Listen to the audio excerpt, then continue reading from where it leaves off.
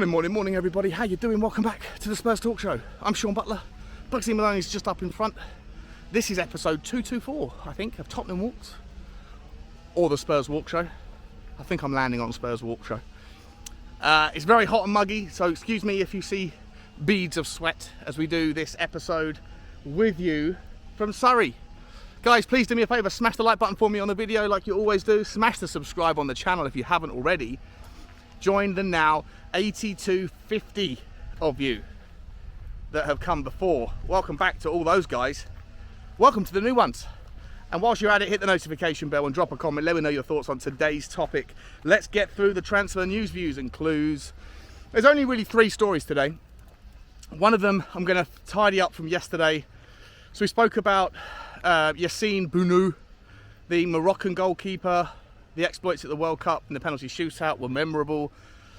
And the rumours are that Tottenham have actually, yesterday we spoke about just the links to it, but today the rumours are that Tottenham have actually put in the bid. They actually bid a few million plus Bryan Gil for the goalkeeper, according to Spanish reports from Tier 1 journalists in Spain, and that Seville turned us down. They're holding out for 30 million in cash, which is interesting. If that's true, then first and foremost it tells you that maybe Bryan Gil isn't part of Postecoglou's plans, which is a shame because I think he would actually fit the system very well with his work rate and his creative technical stuff.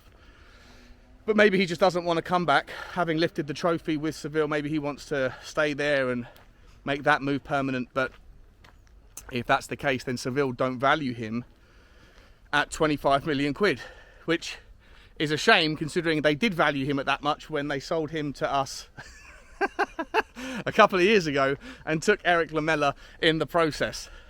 Seville have bent us over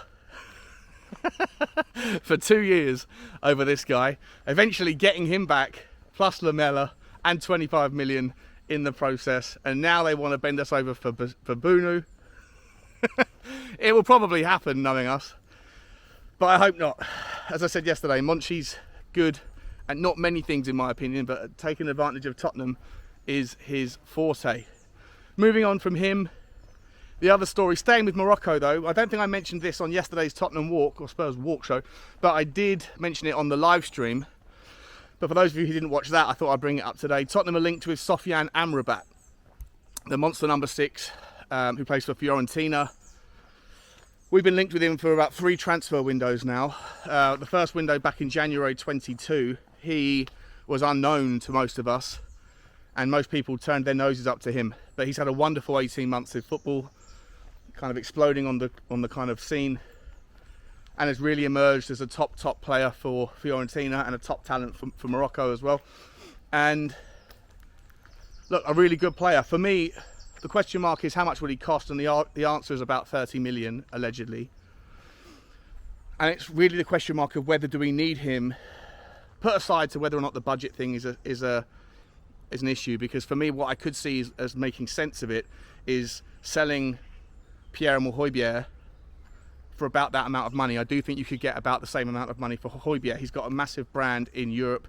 He's done very well wherever he's been. He's a workhorse.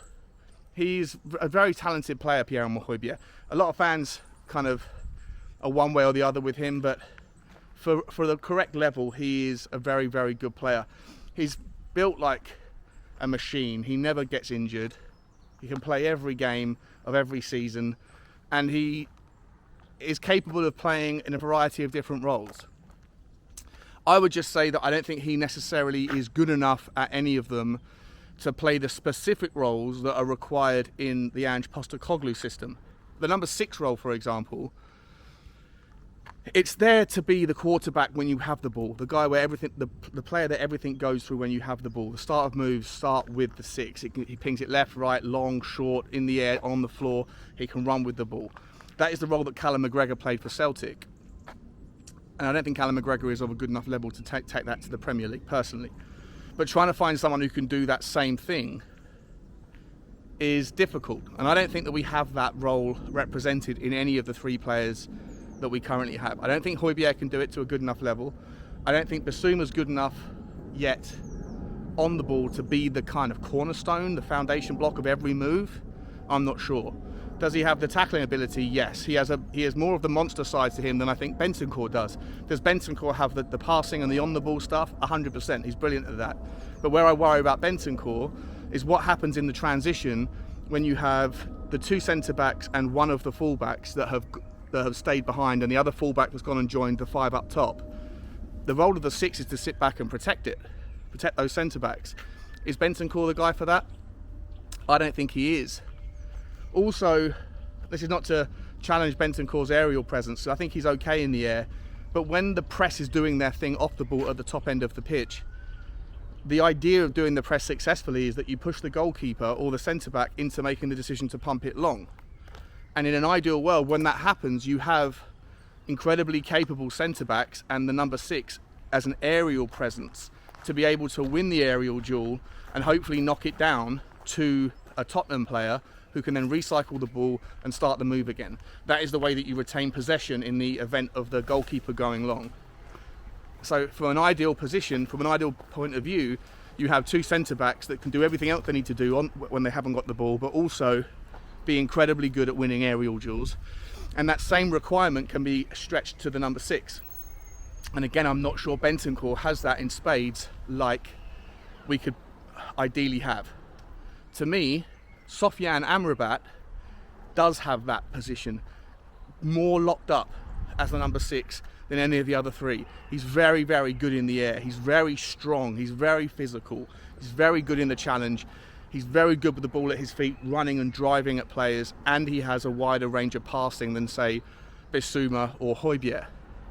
So for me, it's not so much whether Amrabat is a better player than what we already have, it's whether he's a better fit for what we need. And I think he is. For what it's worth, though, he's not the only one I think can do that. I think someone that ticks about 8 out of 10 of the boxes of the number 6 role that we need is João Palhinha at Fulham. Now, we're not really being linked with him, which is a frustrating thing to see because West Ham United are. And I think it's fair to say that Tottenham are still a bigger draw than West Ham United, despite West Ham's European success. So if it turns out that he joins West Ham, then we could make the assumption that he could have joined Tottenham, but we didn't make a move for him. And that is, again, something that will frustrate me because I do think that he is someone that can play that monster 6 role with aplomb, with consummate ease. The only thing I worry about with him is whether or not he has the aerial presence as well to be able to win the duels that I've just explained why that's important. But that's nowhere near as essential as being the monster who can protect the back line and who has the passing range, and Palhinha has both of those things in spades. So it's a shame to see that Palhinha's being linked with West Ham. I hope that doesn't come to fruition. If it does, that will be something that's disappointing because we could have probably got and competed for him, and I think he would fit in the role. But if Amrabat links are true, it makes sense to me for all the reasons I just mentioned, and you could probably make it work by selling Højbjerg and getting relatively similar money. And so net, you're not that far out of pocket to actually get a player that makes more sense for the system than Højbjerg does. And then you could still have Bissouma competing with Amrabat for the 6 when necessary.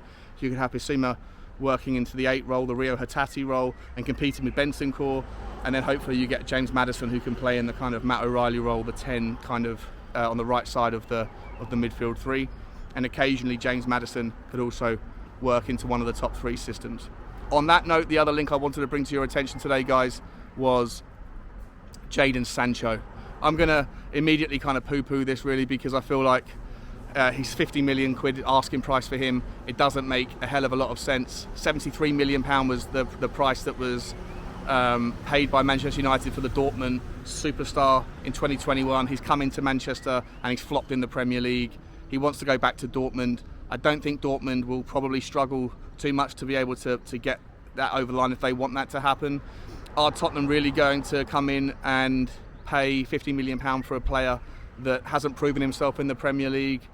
He doesn't really want to be in England. He wants to go back to Germany. It doesn't make a hell of a lot of sense. The only way the story does make sense is if Dejan Kulusevski's option is not taken up and then Tottenham are thinking about putting Jadon Sancho in there to compete with Pedro Porro as the right winger. He can also play on the left, but again, when you've got Sonny in that position, I'm not sure how much game time he's going to get, and this guy wants to recreate and restart his career. So to me, the Jadon Sancho links don't make a lot of sense.